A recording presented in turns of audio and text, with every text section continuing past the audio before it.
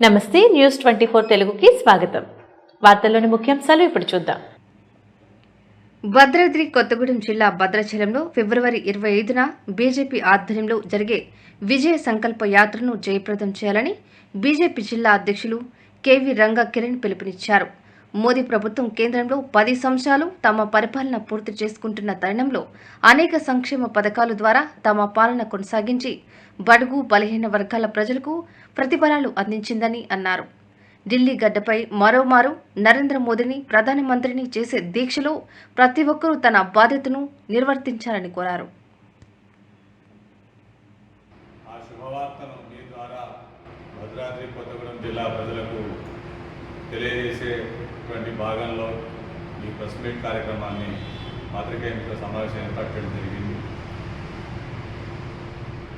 గత 10 సంవత్సరాలుగా నరేంద్ర మోదీ గారు భారతదేశ ప్రజలకు ఏ రకమైనటువంటి సేవలు అందించారు, ఎంతమంది బడుగు బలహీన వర్గాలు వారి యొక్క ఆర్థిక స్థితిగతులు మెరుగుపడ్డాయి, కరోనా టైంలో ప్రధానమంత్రి గారు ప్రజలు ఏ రకమైనటువంటి ఉచితంగా ఇచ్చారు అనేటువంటి ఒక ఉద్దేశాలన్నీ కూడా వివరించే భాగంగా విజయ సంకల్ప యాత్ర పేరుతో రేపు ఈ నెల 25వ తారీఖున భద్రాచలం నుండి విజయ సంకల్ప యాత్ర మొదలు కాబోతుంది. దీనికి ముఖ్య అతిథిగా ఛత్తీస్గఢ్ ముఖ్యమంత్రి గారు హాజరవుతున్నారు. విష్ణుదేవ్ సాయి గారు హాజరవుతున్నారు. అక్కడ మొదలైనటువంటి విజయ సంకల్ప యాత్ర భద్రాచలం, సారపాక, ఇరవెండి, మణుగూరు,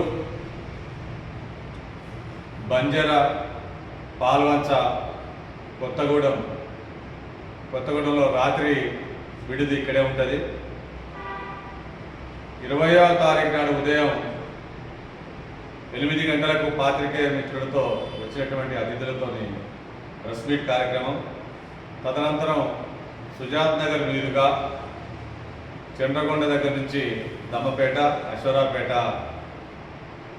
ఆ తర్వాత ఖమ్మం జిల్లాలో ప్రవేశించడం జరుగుతుంది. ఖమ్మం జిల్లాలో మరొక 24 గంటల కార్యక్రమం పూర్తయిన తర్వాత 27వ తారీఖు నాడు సాయంకాలం 7 గంటలకు ఎల్లందులో ప్రవేశించి రాత్రి అక్కడ బస చేయడం జరుగుతుంది. 28 నాడు ఉదయం మరొకసారి ప్రెస్ మిత్రులతో సమావేశమై అక్కడి నుంచి వారు వరంగల్ జిల్లాలకు వెళ్ళడం జరుగుతుంది. ఈ కార్యక్రమం యొక్క ముఖ్య ఉద్దేశం మరి ముఖ్యంగా మహిళలకు ఎన్నో రకాలైనటువంటి సంక్షేమ పథకాలను ప్రవేశపెట్టినటువంటి నరేంద్ర మోదీ గారిని, అలాగే తెలంగాణ రాష్ట్రంలో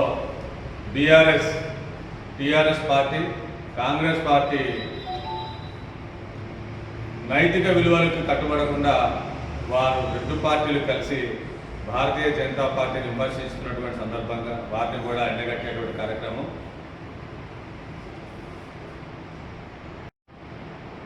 ఈ కార్యక్రమానికి మీ సహాయాన్ని పత్రికా విలేకరులను, ప్రింట్ అండ్ ఎలక్ట్రానిక్ మీడియా వారిని సహాయాన్ని అందించడానికి ఈ కార్యక్రమాన్ని ఏర్పాటు చేయడం జరిగింది. రేపు 20వ తారీఖు నాడు ఉదయం భద్రాచలంలో ఏదైతే బహిరంగ సభ ఏర్పాటు చేయడానికి అనుకుంటున్నామో ఆ ప్రదేశాన్ని చూసి మిగతా కార్యక్రమాన్ని అక్కడ మీ ద్వారా ప్రజలకు తెలియజేసేటువంటి